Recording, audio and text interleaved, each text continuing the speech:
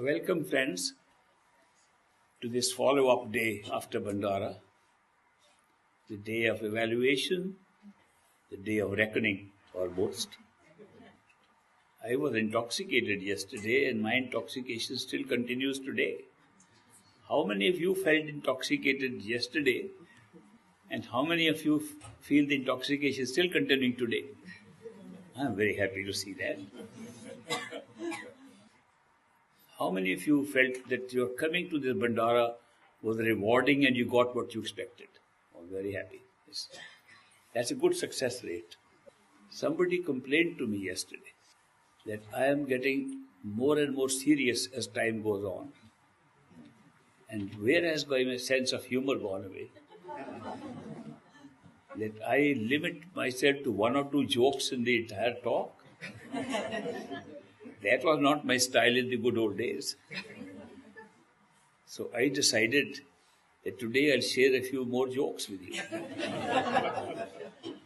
You must have noticed I never use any notes for my talks, my conversations with you. I've never used any notes. But today I want to use some because I can't remember all the nice jokes. So if you would permit me, I'll use my notes today to read out a few jokes for you. And I hope that you won't mind if the jokes relate to religion, because I have always been saying that religion has departed from spirituality. And some of these reveal how we have departed from spirituality. So with your permission, I'm going to pull out my iPhone for my notes. Here's the first one. Who is a true Christian? A man was walking across a bridge one day, and I saw a man standing on the edge. That man walking says this. I saw a man standing on the edge, about to jump off. I immediately ran over and said, "Stop, don't do it." "Why shouldn't I?" he said. I said, "Well, there is so much to live for." He said, "Like what?" "Well, are you religious or atheist?" "Religious." "Me too." "Are you Christian or Jewish?" "Christian." "Me too." "Are you Catholic or Protestant?" "Protestant." "Me too." "Are you Episcopalian or Baptist?" "Baptist." "Wow, me too." "Are you Baptist Church of God or Baptist Church of the Lord?" "Baptist Church of God." "Me too." "Are you Original Baptist Church of God or are you Reformed Baptist Church of God?" "Reformed Baptist Church of God." "Me too." "Are you Reformed Baptist Church of God, Reformation of 1879? Or Reformed Baptist Church of God, Reformation of 1915? Reformed Baptist Church of God, Reformation 1915. To which I said, "Die, heretic," and I pushed him down.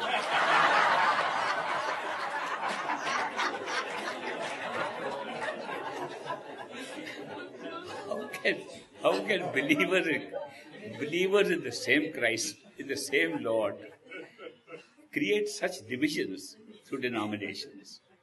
It's really amazing. The young man, this is about a new pastor. Some pastors are very nervous in the beginning, and some are experts hold. They've been giving their sermons for a long time. Now I'm going to read you the story of a new pastor. The young man had just graduated from Bible college and was called to pastor a church close to his hometown. The new pastor was so nervous at his first service, he could hardly speak.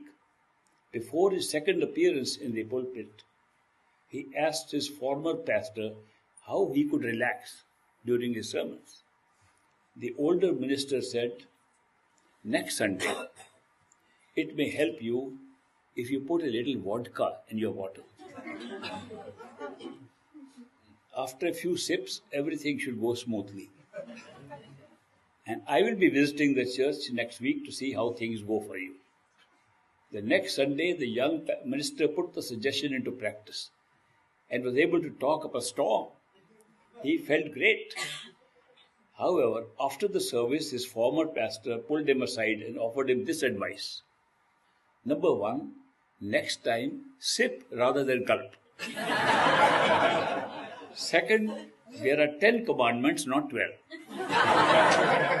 And there are 12 disciples, not 10. We do not refer to the cross as the big T.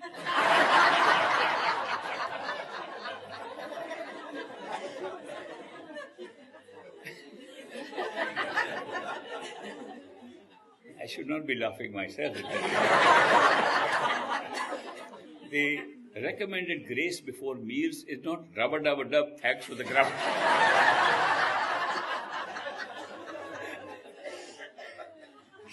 We do not refer to our Savior, Jesus, and his disciples as JC and the boys. Okay, let me try to finish it if I can. Last two items. Seventh, David slew Goliath. He did not kick the crap out of him.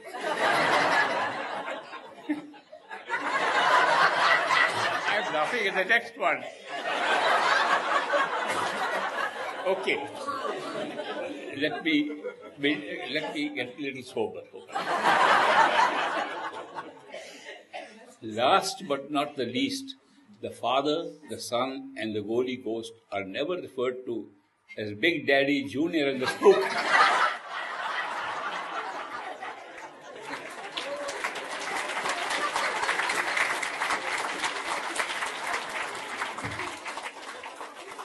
I hope I haven't.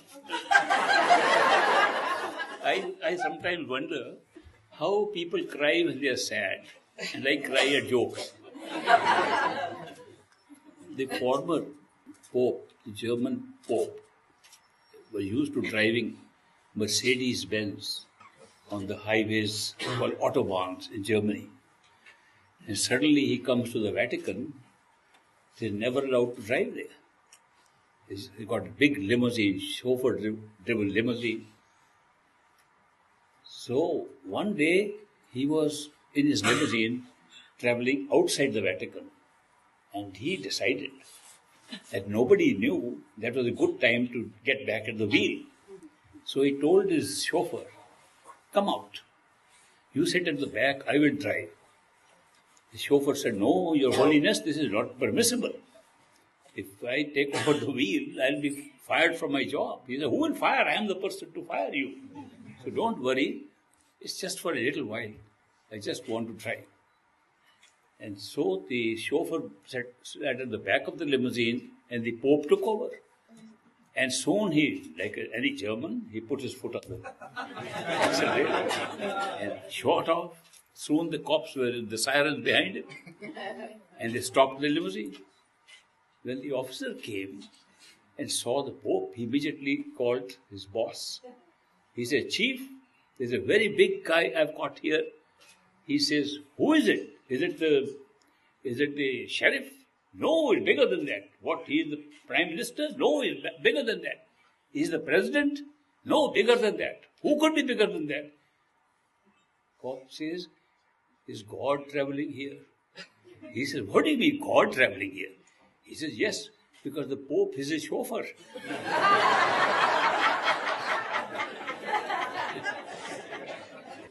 I must tell you that we should never take life seriously. We take it too seriously.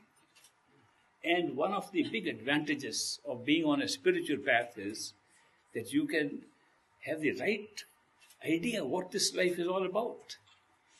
It's just a journey that we have made into a new kind of experience for a temporary period. It's a journey that we should be enjoying.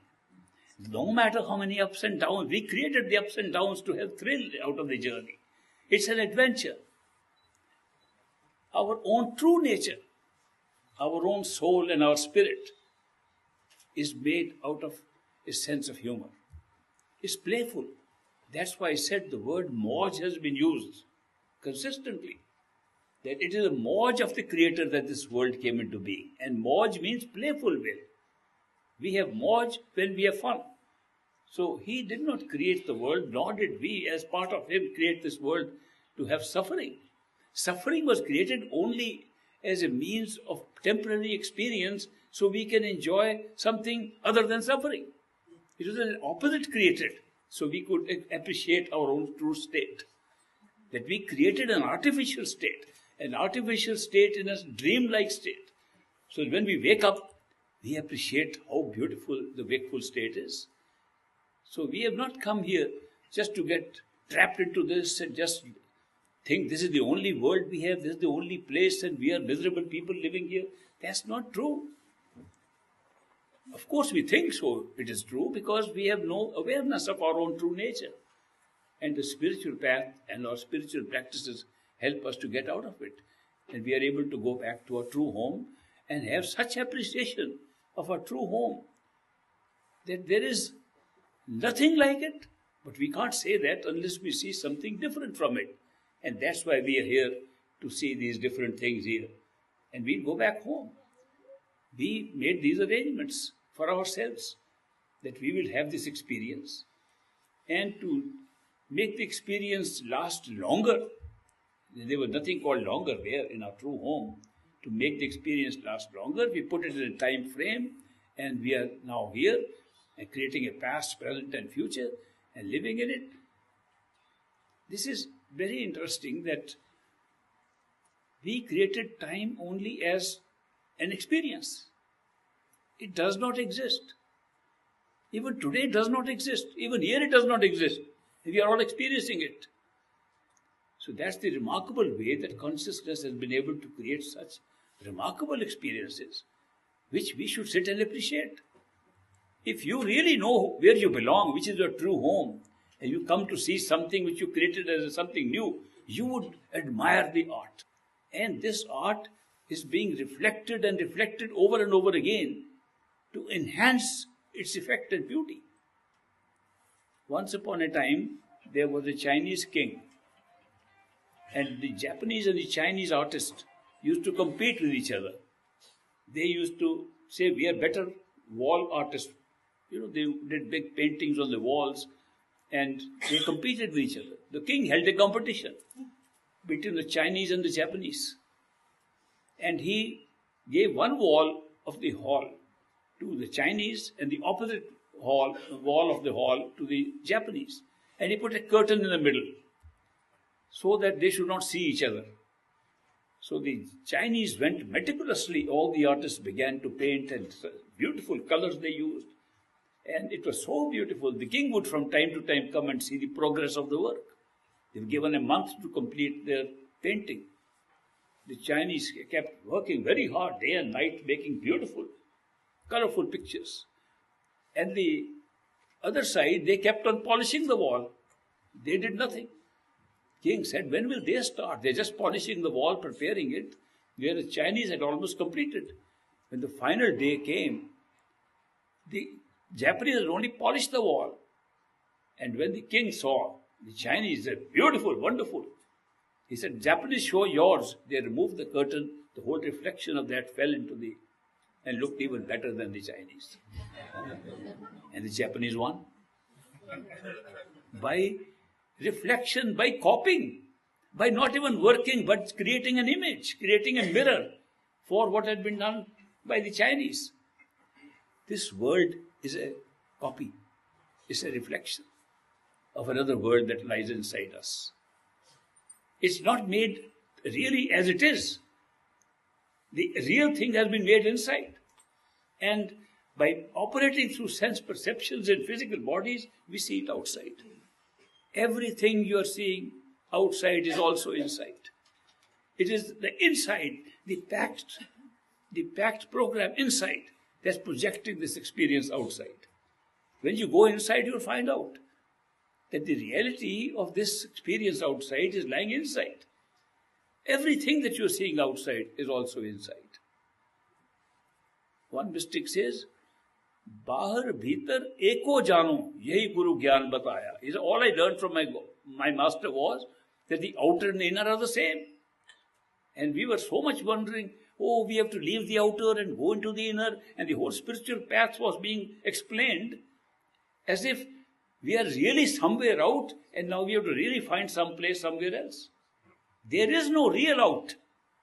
It's all a reflection of what is inside. The truth, even of what is outside, lies inside. So when we go within and discover how our experiences are being created from consciousness, it's a very big discovery that the whole truth has always been lying inside us. And everything we see outside. And if we want to change anything, change from the source. You say, this was not the best life I could create. Go in and change it. You can do it. Here you can do nothing. How can you change the reflection? If something is being reflected somewhere, you can't change it. But if you go to the original, you can change it, and the reflection changes along with it. Well, supposing at night, we see a full moon shining in the sky. Beautiful light, full moon. And then there is a pool. And we look into the pool and we see the reflection of the moon there. And then we put a mirror. And the reflection of the pool can also be seen in the mirror. So we see the mirror and say, what a beautiful moon. We are not looking at the moon. We think it is. That's the only moon. We are looking only in the mirror. And then we move the mirror. Wow, the moon also moves. The moon never moved. Mirror moved and we say, moon is moving. Then we find out, after great discovery, this is just a mirror. Real moon is not there. Real moon is in the pool. And we make one-step discovery and go to the pool. Say, oh, mirror was only a reflection. The real moon we have found out now. That's in the pool, in the water. And we stir the water. Moon can break into so many pieces. And then we stir and the dirt comes up. Moon has disappeared. It's gone away. Moon was always there where it was. We just see the reflection upon reflection. This world is being experienced by us exactly in the same way. The truth is still unchangeable. Totality of consciousness, our own true self, never change, never will, immortal, center of everything. When it reflects through the mind, it creates time, space, changes, moves. When we go out further into the world, people are real, things are real, and we are just aspiring to get things, anxious to get things and make things out here. We are trying to collect things and collect people around us here without realizing this is just a reflection, and a distorted reflection and a moving reflection of what is the truth within ourselves, which is completely still and completely beyond any of these things. But yet, what a wonderful device that we can create mirrors and pools and move and reflection upon reflection and create a variety of experiences from one still being called totality of consciousness, the Creator. The Creator can have such a large amount of designing and so much to be done just by the process of reflection should make us sit and wonder. If you have experience even of one level of seeing where the reflection is taking place, you will sit in awe and wonder. How can this happen? How wonderful it is to be able to create this thing. Now this is one way of looking at the world, to be in wonder and watch the drama, how we have been able to create all this. The second is, oh, we are trapped, I am suffering, I have got headaches and I don't know how to pay my bills. There is a way of, the two things are not inconsistent. You can still act that you have to pay your bills and you have to have headaches and illness and you have to go to the doctor. All those things are okay. But there's just an act going on so that we can live out what we prepared, live out the play we prepared. And therefore, true knowledge, true awareness is to get to know how the whole system is operating, the system of creation, how it's operating, and to see the whole system of operation. The only point of view where you can see the whole system operating is from the point of view of the Creator. Not any small part of a creation, you can never see the whole part. If you are part of creation and think you are there, you cannot see everything. You can see very little. But if you withdraw yourself to the position where the Creator is, you can see the whole pattern of creation and enjoy the creation like the playful Creator is doing. Because our own totality is our totality of consciousness and our Creator. There is no difference between the Creator and ourselves. The Creator is our totality. People say, I am myself, I am looking for my higher self. That the higher self is separate. There is, on Lake Michigan, a small temple. It's called the Ganges. It was set up because one of the old governors of state of Michigan went to India and he visited the river Ganges and he visited some holy places there and he found some temples. He found one temple of Ramakrishna and he thought that was a beautiful thing and he said, I don't have a river like Ganges in my state, but I have a lake and I would like to make a temple there. So he started the temple. It's right on the bank of the lake and Ganges. In that temple, I went and saw that temple, and there is a whole story of Ramakrishna and how he got tempted by the devil and all those stories, which are very similar to all stories of all these great mystics, how they went through a course of being tempted by devil, the negative power, then they had to defeat them, and then they got enlightened. So the story is there. But in addition to that, there's a large painting, actually stained glass painting, showing a tree, beautiful tree with many branches. And there is a bird sitting at the bottom, struggling to go up the tree. Cannot fly, its wings are clipped, and it tries to go from one branch to another. But there's another bird sitting right on top, singing in great joy. Beautiful. This bird at the bottom keeps on crying, I wish I was that bird who's having such a happy time sitting on top of this tree, and I'm struggling. So there's a poem alongside telling this story, how this struggling bird is going from branch to branch. Oh, I wish I was that bird sitting on top and having a good time, and I'm struggling here, I'm in great bad shape. But as the bird gradually moves up, and goes to the top, it finds it's the same bird. So no other bird, it's the same bird was sitting up there. It was just that bird whose reflection had come down, and when it went to the top, it found its own reality. Therefore, there were no two birds. We don't have a higher self and a lower self. We have only one self. The self never divided. The self continues to be one. The self is the same, whether the self in a dream state, the self in a wakeful state, the self in the astral plane, self in the causal plane, the self as totality of creation, the self as creator. It's the same self. Self never changes. Therefore, that is why they say the self is the only reality. The self, being conscious, has the power of consciousness and experiences whatever it becomes conscious of. Therefore, what it experiences is creation. And the experiencer continues to be the self and the only reality. All experience is created by consciousness, including the experience of immortality, including the experience of Sachkhand or true home. They are created by the self. Therefore, if you want to know what the reality is, real reality, beyond anything, with no possibility of saying, no, I'm not sure of that, the only reality is self, which can be experienced by you at all times, even now. Do you know, if you look back, supposing everything can be made up around you, is there something that cannot be made up? It's the one that is saying everything can be made up. It's the self. It's your own conscious self, knowing that you are there. What makes you say you exist? The very thing that makes you feel you exist, no matter in what form, no matter where. The fact you exist as a self, as a conscious being, one that can experience something, that's the only reality. So the experiencer is the only reality. And when we say realize yourself, realize the Creator, go to God, it's the same thing. There's no difference in any of these statements. And we try to distinguish between them. As if God is sitting separately, we are sitting here. Somebody asked me once, can you see God? I said, never. I said, why not?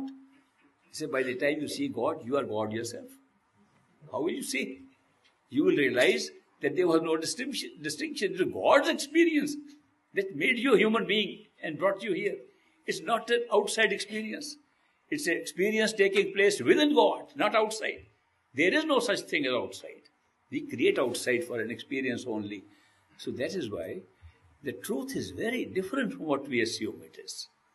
There is no separation in reality. The real thing is totally non-separate. It's one. But we create separation for the sake of experience. And we shouldn't criticize such a great, grand creation to be experienced by us. I don't even criticize the mind that comes in the way of our meditation, comes in the way of our discovery of who we are. I appreciate it. I appreciate it doing a good job. Supposing I were to put a guard outside my house to protect, and the guard protects me from anything, I can't criticize. Why do you protect me? The guard, we have put a mind as a servant of ours to work for us and to generate experiences and allow the experiences to become real, so we enjoy it. We gave a duty to the mind and doing it. And then we start criticizing the mind. Mind is terrible, mind is doing this. Well, you gave a duty to the mind, it's just performing duty as efficiently, as dutifully as it could. Therefore, you can have a different perspective on all these things. You can totally change your perspective on all these things. The higher you rise in your awareness, the more you know about yourself, the more your perspective will change. At the top, you will be smiling and enjoying and remain in a state of intoxication that will never leave you. Because you'll be able to watch the whole show from all points of view. As I said earlier on day one, that we have at one time experience of only one reality. At this time, when we are sitting here in the wakeful state, only the wakeful world, physical world around us looks real. And it's the only reality for us. Everything else is either imaginary or somewhere in our ideas or somewhere we can't see. We can't even see where the dream world is. I was surprised to find a large number of scientists today are trying to work out whether dreamland into which we go is actually a land existing. They don't think that it's just in our head that we are creating those different scenes. They say people are creating such dreams. There may be a dreamland somewhere where we actually make a trip and go there and come back. But we can have no access to dream while we are away. It's a dream. It's just an idea. It's just something we created. So at one time we have one reality. When you go to the next plane of awakening, you become unaware of this plane. And that alone becomes reality. Physical world disappears. And for you, the astral world, the ethereal world is the only world exists, which is so different from here. And so wonderful. Compared to this one, it's really wonderful. The experience there are amazing, provided you stay on the right side of that world. There's a left side also, where all the hells and other things exist also. And that, by the way, I must intervene at this time to tell you that do not meditate without any guidance, because you can have negative experiences also at the astral state, particularly at the overlap of the astral and physical. There are a lot of negative experiences existing. And if one goes unguided, without help, you can get into trouble. So therefore, I always advise people, yes, you can meditate yourself, but you don't know where to go. Let somebody tell you where to stay, where to get the best experiences, and not to get into, unless you are interested in going to hell. Some people are. Some people are so interested they make this life itself hell. We had a BB, very devoted BB. You understand what BB means? BB means a young lady. Any lady means a BB in India. And in the Dera, in Great Master's time, there were 3 young girls who came and became his disciples and stayed in the Dera to serve him forever. Of course, it created a lot of scandal also, that this old man retiring from his job has got all these young girls around him, and newspapers carried this scandal about him. But he didn't care about what people were thinking. He told them that you are going to serve and you will be doing meditation, and gave them instructions. They wanted to serve him personally. So, being women, they all wanted to grab the great master to themselves, each one. It's natural, So they used to fight with each other. There was one short one. I'm telling you some old story, sir, but true story. There was a short BB. There was a taller one, little thin. There was one stout one. The stout one was the most muscular. So when they tried to grab the different duties they could do to take care of the great master, the stout one, the one with the muscle, was able to push the other two out. And she sat in great master's house and she took care of him for 40 years, most of his life, since they came in. Most of his life, nearly 40 years, she served. Her name was Bibi Lajo. Then there was the second one who was tall, thin, not as strong as the first one, but stronger than the short one. So she pushed the short one out and took charge of the kitchen where the food was being cooked. The third one, being pushed out by both of them, went into the common kitchen, the langar of the era, and began to cook chapatis and make food there for everybody. The taller one in the kitchen was making food for great master, and the stout one was in the house taking care of him, of his wardrobe and kitchen and bath and all that. When the tall one with the kitchen, whose name was Bibi Rali, and the one who was pushed out, whose name was Bibi Rakhi. So they were Lajo, Rali and Rakhi. So when Rakhi would make chapatis for everybody, she would sing songs and remember the master. Every morning at 3 o'clock, the master would wake up and move around to go and help the people to get up and do meditation. He'd especially go and visit her. She got more time, real quality time with the master than the other two who were fighting to be close to him. So the one who was pushed out got the best deal out of all of them. The tall one who was making, Rali, who was making the food in the kitchen, she'd bring the food, at least I can serve the master food. When she brought from the kitchen up to the door where the great master's house was, the Lajo was standing there. That's my territory now. Here's the food. She would take it. I'm telling you, one doesn't realize one has different picture of the life of masters. But I'm telling you a true story. I'm talking of great masters like that. Here he is being served. They're all doing very good dedications, loving seva, devotion. There's no question that they were all full of love and devotion in what they were doing. But the mind tendency to fight with each other, to be possessive, was not gone. It doesn't go away so easily. So while they were doing all this, the best experiences, spiritual experiences they had, was by Bibi Rakhi, who was outside. The next best was with the one who had the kitchen. And Lajo, of course, had also spiritual experiences, would go to, and had the radiant form of the master all the time and would talk and very, very assertive. So all of them had great experiences too. But the one who was the outside one, Rakhi, short one, she had the most amazing experiences. And I'm going to tell you a couple of her experiences. Because her house in the Dera was next to where our house was. We had been given a house also. Right next door she lived. So we met every day. I learned many things from her as a child. She was the first one. I was this young and I got initiated like this little girl sitting here, 9 years old.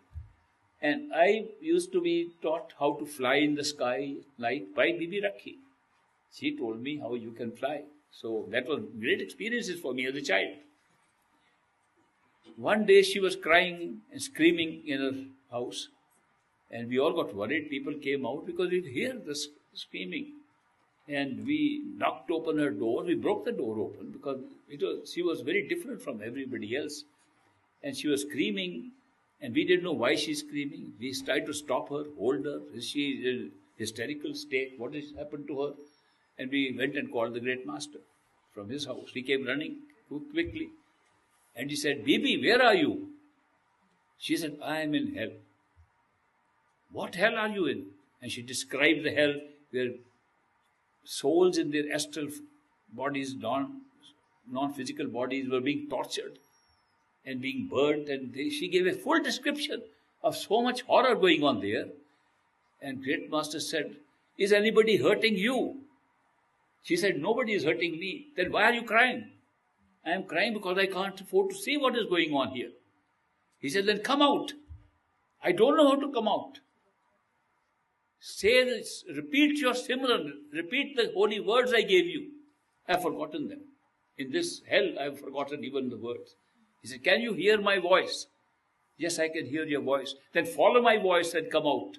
And after that, she opened her eyes, put her head on his feet, and said, "That was a terrible experience."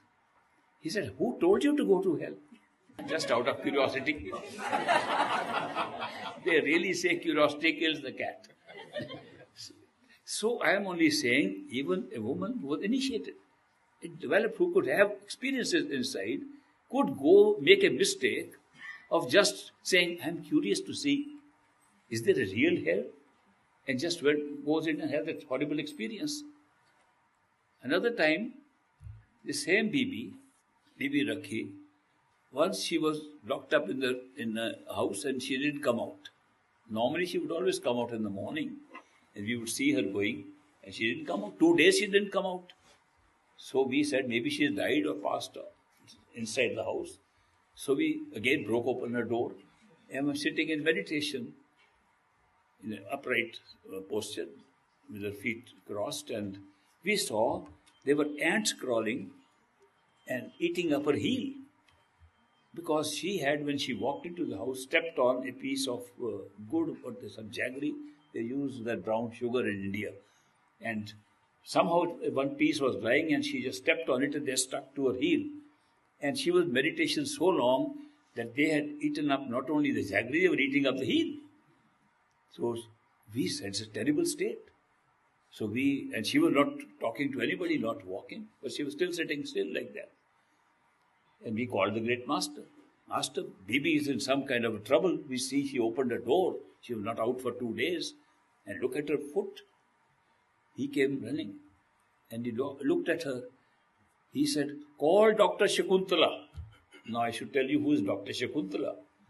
Dr. Shakuntala was also a medical doctor in Kapurthala state, and she did not believe in spirituality. She says, "I am a scientist, I am a doctor. I believe in what evidence exists that all these things that you're talking about can be created by the brain. And when you talk of near-death experiences, just lack of oxygen," she had all the explanations for all the experiences people were talking about. This is not real. It can be created in a physical body. So she said she loved Great Master because of his white beard. I also loved his beard. This morning somebody has sent me an email asking, was his beard so white? Was he bleaching it? Or were the pictures made Photoshop? No, it was really white. So she loved him and his white beard, Dr. Shakuntala, but never believed in what he said. He said, "No, this is not possible." The Great Master said, "Call Dr. Shakuntala." So a car was sent and the doctor came up from Kapurthala in about half an hour. And Great Master said, "Doctor, look at the foot of this woman. Ants are eating it up. Half the heel has been eaten up. Look at this, it looks like a dead body." And he said, "Oh my God." She tried to remove that and put some kind of temporary bandage. She said, "This should be removed immediately to a bigger hospital. This is not even good for your Dera hospital. She should be removed in Lahore and taken immediately to a big hospital." He said, "But she is in a state of meditation." And doctor said, "Master, I respect you. I like you, but this is no time for jokes. This is a serious medical condition. You have to take her to the hospital immediately. She is in a state of deep coma that she is not even knowing that the whole foot is being eaten up and she is unaware of it and is totally unconscious. So she is in deep coma." So Great Master said, when one is in deep coma, do they lose all their reflexes? Is there effect on their vital forces, vital systems also? She said, "Of course, they are all affected." He said, "Will you check her?" So Dr. Shakuntala checked her blood pressure, checked her pulse, checked her breathing, checked other vital signs, and she said the vital signs seem to be all right. Then what is the reflexes affected? She goes, they are also reflected to some extent. Okay, test that. She took out little, what do they call, hammer they carry, and went to hit and to test all the reflexes. And all were okay. Great Master said, Doctor, if all the vital signs of the body are okay, and reflexes are okay, and you say she is in a deep coma, how do you explain this? Doctor said, in my medical practice, such a case has never happened, and I can't explain it. It's out of my knowledge. It has to be taken to immediately specialists who will take care of it. And please don't waste time in this discussion and move the patient there. And Great Master said, I think, Doctor, she is in meditation and she is enjoying her travels in Khand Brahmand. And Doctor said, please, no more jokes. This is not a case of Khand Brahmand that you're talking about. He said, but I'll ask her soon what she is doing. He said, how can you ask a person in such deep coma? And then Great Master said, Bibi, open your eyes. And Bibi opened her eyes. Tell us, what was she? I was having such a great time. And I was floating around in all those places, and she began to describe all the good experiences she was having. On that day, Dr. Shakuntala became Great Master disciple. She had to see this experience for herself. Because it was very difficult for her to believe unless a miraculous thing like that was shown to her. People say, what is the value of miracles? This was a miracle. For Dr. Shakuntala, it was a miracle. For us, it was nothing. We knew she was in meditation. We knew meditation can go that deep that you are completely unaware of your body. You lose consciousness, and therefore many things can happen. But that was just a demonstration for that doctor that medical science cannot explain everything. Medical science has not been able to explain what consciousness is. We had a VIP, a foreign dignitary, coming to India, and he had a car accident and went into a coma, into a real coma. And we tried to get best treatment. We called our best doctors from Bangalore and those specialists in the brain surgeries and so on. We couldn't. Then we found one guy from overseas. And we called one from Venice and one from Montreal. And those people had done 1,000 brain surgeries. They knew all about the exact locations of everything on the brain. So we brought one of them, and one man was checking out this nature of the coma and what level it is. There are several levels in which they can test out the coma in the brain. And there, my boss, who was the chief minister of the state, he asked, Doctor, tell me one thing. What is it that makes a person conscious and then can go into a coma and lose consciousness? What is consciousness? And the doctor turned to him and said, Sir, there is a question we have been asking ourselves for thousands of years, and we haven't found the answer yet. What is consciousness? We have not found the answer. What happens to a body that is alive and suddenly dies? All the body parts, the organs are still the same. There is no change in them. Something stops suddenly. What is it that stops? If you say there is one organ failure, organs fail and they take care of it. Or nowadays, almost all organs can be replaced. There is an organ transplant available today. Today's science permits you to transplant all organs except the brain. That's the science has made that kind of steady progress. Science has also said that if we need and we want to increase longevity of life, with today's technology, with organ transplant, we can extend the life of a human being to 300,000 years. If we all lived so long, a Gallup poll was held on this issue some years ago, that if we could make our life 100,000 years or 300,000 years, how many of you would like to live that long? 90% said no. We don't want to be bored with sitting here for 100,000 years. We are happy with 100, 200, maybe little more than that. The technology for maintaining body exists, but what is in the brain that holds life is consciousness. It's not a material thing that can be taken out and discovered. It is something that has not been found. And yet, it's the whole thing that gives us life. It's the whole thing that makes us move around and look and talk and do everything. Without that, we are nobody. Without that, there is no body. Without that, there is no world. It's only our awareness and consciousness creating all experiences. The main problem that has arisen because of our reality being outside is that we are looking at consciousness from a reality, from a shadow we are trying to find out. We are looking at the shadow and saying, the shadow being real, what casts this shadow must be final shadow. And instead of seeing it real, we are putting our attention on the shadow. That's why we can't find out. If we look from the other end, from the side of where does this body come from? Where does experience of consciousness come from? Where are all these sense perceptions working from? Which means we go to the other end, we get all the answers to these questions. And we have clear answer what life is. Life is consciousness. Consciousness is permanent. Consciousness is ourself. Then we get all the answers to all the questions. So it all depends from which side you are looking at it.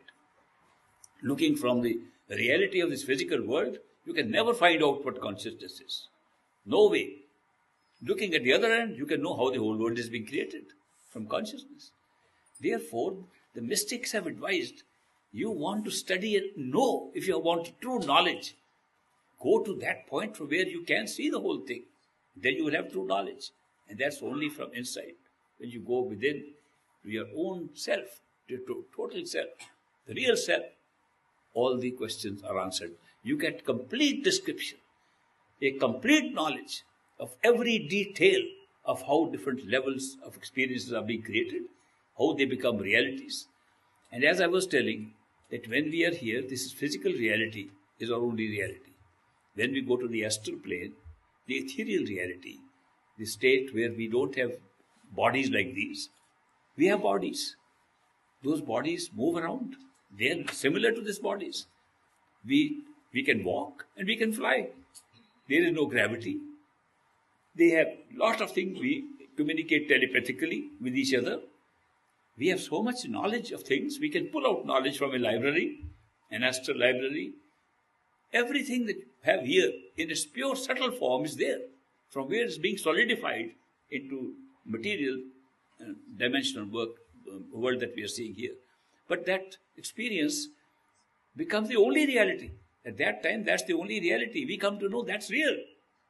The physical world was not. Then we come to physical world, this becomes real. Then what happens to that experience? Become like a very lucid dream, like a very strange, beautiful dream, more real than this particular dream. Why is it a dream? Because this is real. This is the problem, that we only have hold on one reality at one time. Therefore, we cannot hold 2, 3 realities. When we go to the causal plane, we discover the whole thing has been created from the mind. And there is a universal mind becoming individuated because of the experience below. And that is why the truth is that everything is being created from there. It was a projection from there. We find out all that. But then we find everything is unreal except that level. So we live in that thinking that's the only reality. We go higher up, discover our own soul and find out this, our own consciousness was the only reality. Everything was created outside of it. Was being created for experience outside. And the soul is the only reality. So at one time, right up to that point, Par Brahm, what they say right from here, from the sthul physical state to the suksham state of astral, to the kara state of causal, to the pure spiritual atma state of atma, all are only one reality at one time. When you transcend that and come to your true self, you discover all the realities were being created and all are illusions and all are realities at the same time. You get a full picture of what all is. That's the only point when all of them can be experienced once and all are real and all are unreal. And you can step into any while still staying in the other. And you can then continue to work anywhere you like in any level. Perfect living masters are in that state. Gurmukhs who reach that state, disciples who reach that state are in that state, where they can experience all realities at the same time, all illusions at the same time. That is why when perfect living masters come here, they are able to see the whole thing. They don't see one part of it. They are not enlightened people who just once got enlightenment and are coming to teach us something. They are carrying that enlightenment, total enlightenment, with them when they are in physical bodies amongst us, sitting with us. They look like ordinary people, but their awareness is total at that time, even in the physical form. And that's what makes them most extraordinary, because they can give you answers to your questions about any level. They can guide you no matter where you are. They can also tell you where you are actually stationed while you're still thinking you are the body. All that system I'm talking of, that is levels of creation and levels of consciousness, is not unique to anybody. We all have it. There is nothing special inside a perfect living master that we all don't have. There's no special God sitting in him that we don't all have. We all have the same thing. All humanity, all human beings, no matter where, have identical things. We all are equally qualified and equally equipped, equally endowed with everything. The only thing is, how much are we aware of it? How much have we blocked from our own awareness? And we have not blocked because somebody pushed us. We blocked ourselves for a unique experience called creation of reality. That's why we blocked it. Otherwise, the whole thing could be illusion. The whole thing can be made real.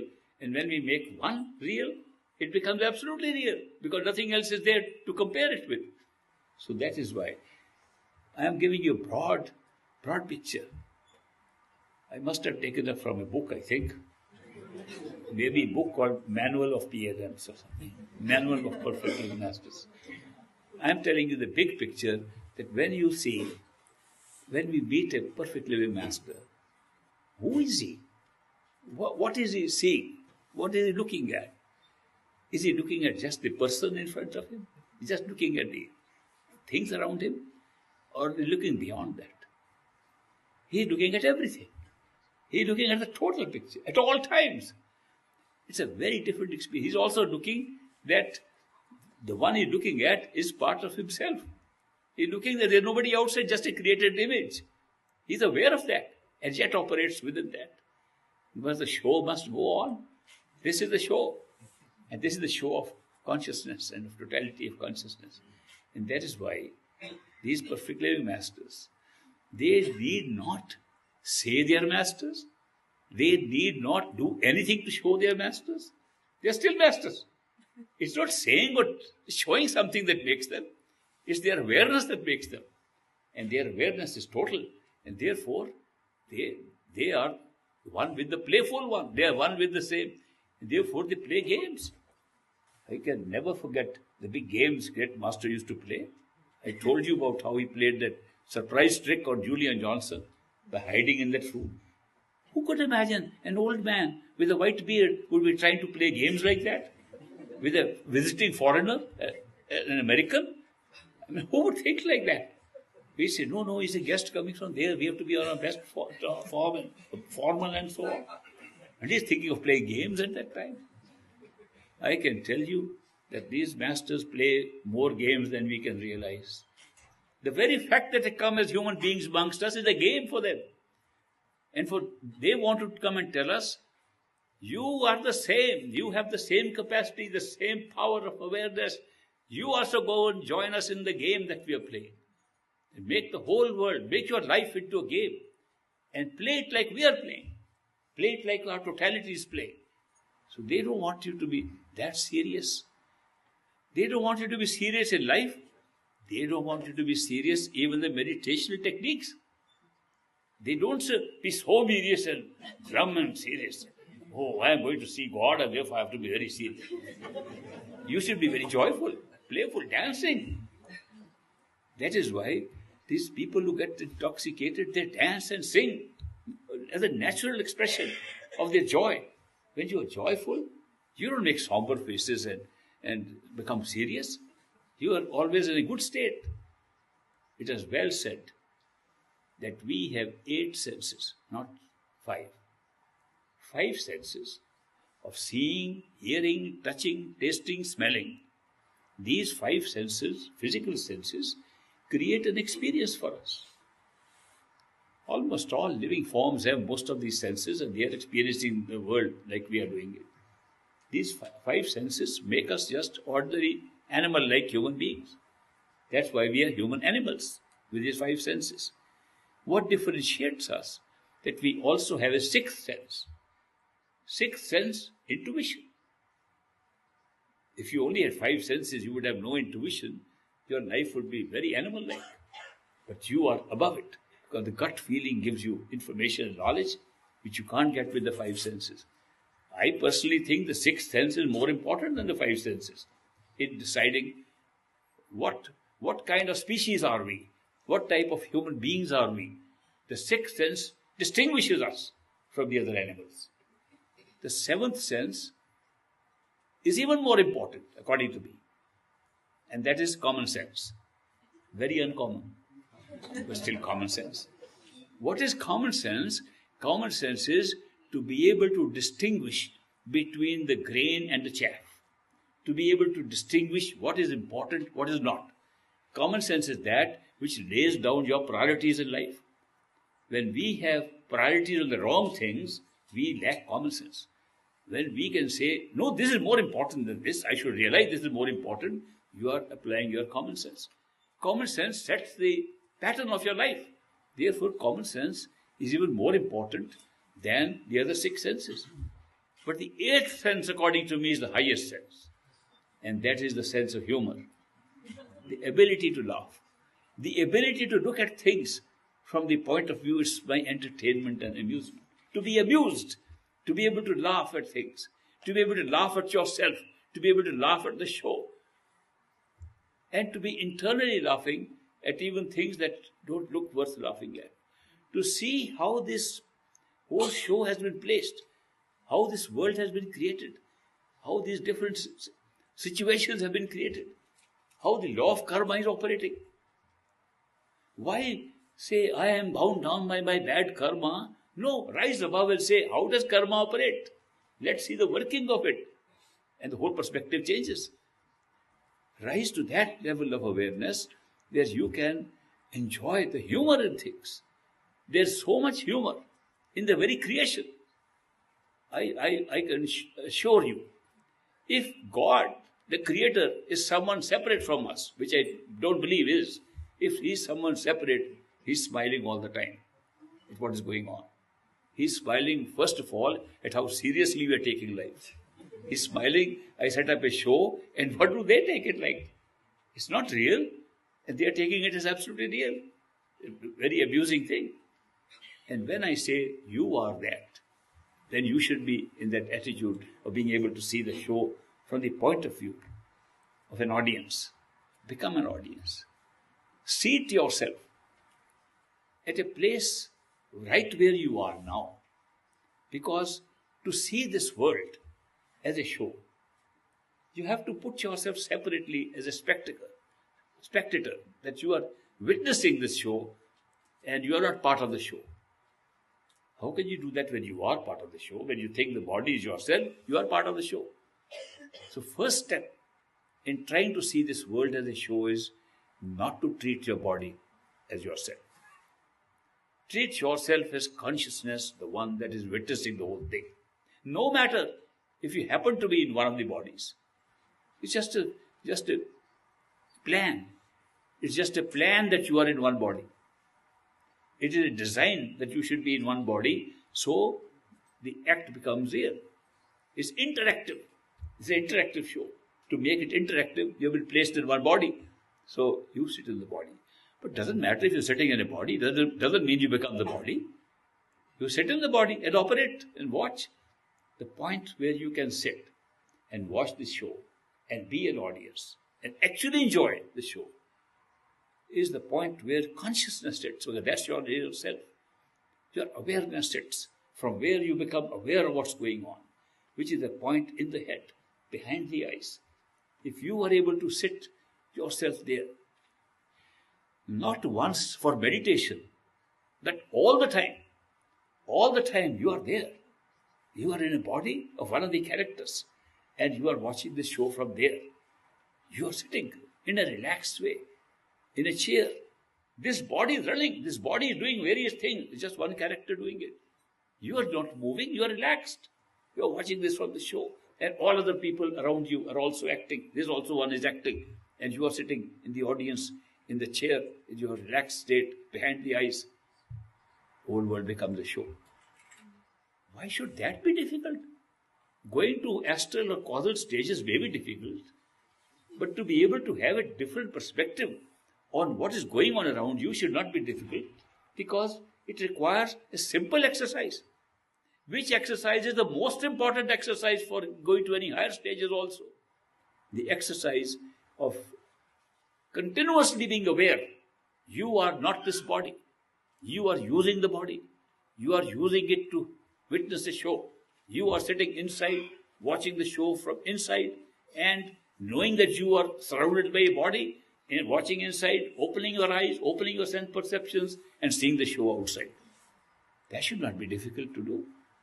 And that's a good starting point. If you do just that, your life will change from now. In one instant life, people say, can you get instant knowledge? Yes. This is the one in which you can get instant knowledge. Just move your attention from being the body, from being the physical self, into one who sits in the body. And the body is one character, body is one vehicle, one is one carriage you are carrying. You are in a moving thing, and you move without moving yourself. You only drive your vehicle. You drive your vehicle and watch the show all around it. Just do that much. And you will have the first stage of instant knowledge. And if you sit there long enough, you'll get second and third stages also. The secret is to withdraw your attention to third eye center behind the eyes. If I have been able to convey this message to you, only this much, I think I've been very successful in having this Bhandara with you. The simple message that don't waste time outside. These are temporary. Don't try to grab this and grab that and look for this and look for that. They are not going to go with you at all. It's too shadowy, too temporary thing. Look back on your life. How much have we been trying to grab? I want to collect this item. I want to collect that item. I am going to make plans for getting this. How many goods have we collected? How much clutter have we put inside the houses and inside our head? How much clutter we collect during our life? How many relationships we are trying to make? How many things we are trying to make our own? How many people we are trying to make our own, and none of them are our own? The moment we die, everything is gone. Nothing is ever gone with us.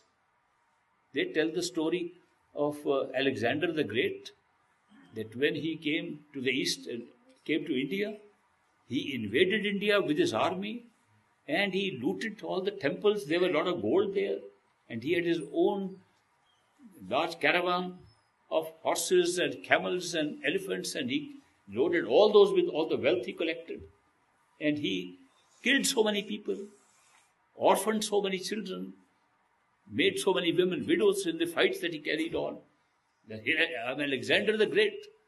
And on his way back, as you might know from history, he died on the way. And when he was dying on the way, it was in the desert that he was dying. Before he could reach his own capital in Egypt, when he was dying on the way, he told his doctors, I have so much fever, I can't sit on the horse, I can't lie down, I can't sit up. Can you do something? They said, Alexander, your last day has come. We cannot help you. There's nothing that can survive. You are in a terminal stage to die. He says, I'll give all the wealth I've collected. If somebody can give me just a few days so I can reach Egypt, I can reach Alexandria, which is named after him later on. If I can reach that point, I'll give all my wealth away. Sorry, your death is imminent. There's no way we can take you back home. He said, but I know I cannot die, because a gypsy told me when I was very young, Alexander, you are born to conquer the world, and you will not die unless the sky turns into gold and the earth turns into silver. You will not die. He said, that will never happen. How can I die? But because he was so sick, there was nothing to put on the ground. He had a silver armor which they was carrying. They laid out a silver armor, put him on that, There was a canopy made of gold. They put him on top, and he saw gold on top, silver at the bottom. He knew his end had come. And then he said, now I know the gypsy was right. My sky has become gold, and my earth has become silver.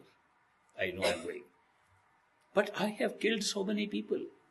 I have caused so much torture to collect wealth that can't go with me now. Then he ordered that when they put him in a coffin, they should leave his hand outside the coffin. So the whole world should know. Even Alexander the Grand went empty-handed when he died. A great message. We all go empty-handed when we die. Nothing that we collect here ever goes with us. And imagine how much attention and time we are giving to collecting things and collecting people and trying to make relationships here, whereas the only thing that will go is something that is inside us which does not die. Why not make relationship with that? The beauty of this spiritual path is you can find something outside that can also go inside. A friend outside who can also be friend inside and forever, who does not die. Along with the death of your bodies, the body of the friend and your body and still is there, your friend. And such a person we call a perfect living master. A perfect living master presents himself in this world to us as one of those friends who will not die and not be left behind, but will stay with us even when we die. So that is why it's a very great opportunity for us to seek insight so we can be found by perfect living master. And when that opportunity comes, question, remove your doubts, ask more questions, carry on till the unconditional love of that person becomes visible to you and pulls you in a way that nothing else has done before. If that happens, then you know there's something else. It is not a contact with my body. It's not a contact with my senses, not a contact with my mind, not a contact with my thoughts that is pulling me. Something else is pulling, something that I have not been aware of. My soul. It's a soul-to-soul connection. Our connection with the Master is soul to soul. It's not a connection body to body or mind to mind or thoughts to thoughts. It's a connection of soul to soul that overrides any objection that the mind is raising. It overrides any differences in the bodies that we have. It overrides any differences in the perceptions we have. It overrides our ideas. It overrides everything.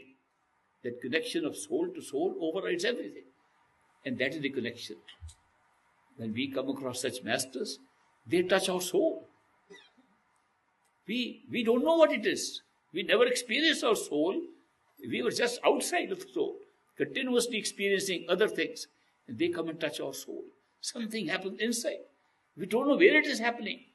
But something is happening to us, pulling us, and the mind can't understand it, and the mind is trying to fight it. Yet something is pulling us.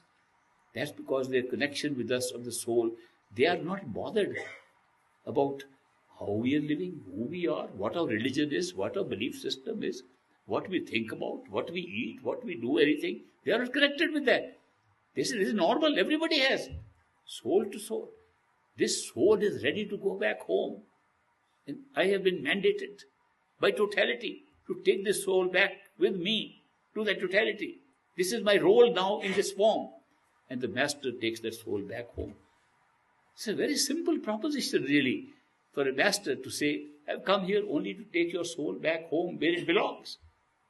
The rest is all left here. Everything is left here. Not only worldly things are left here, we leave even all the astral world here. We leave all our sense perceptions here. We leave even our minds and thoughts here. They don't go with us.